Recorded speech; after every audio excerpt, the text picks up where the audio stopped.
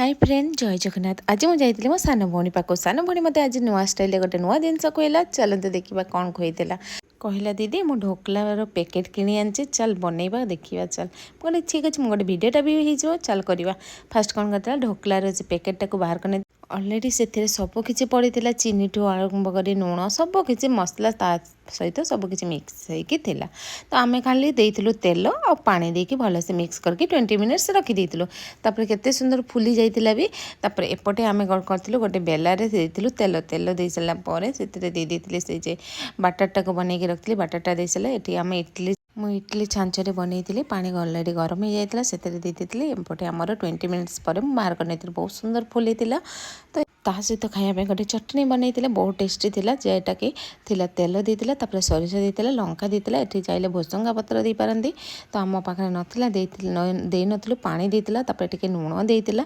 लुण दे सारापर एपटे देता चीनी चीनी दे सारापर टिके लेंबू देता लेंबू दे सारिकी भलसे फुटई फुटई सारापर मु बाहर कर नहीं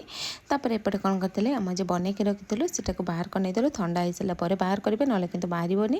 तापर एपटे पीस पीस करके साइज रे बाहर कर नहीं ढोकला जमी देखा जाए सेमती साइज रे बाहर करके काटी नहीं तापर कौन करते सहित से चटनी बनई चटनी गुड़ा दे देते ऊपर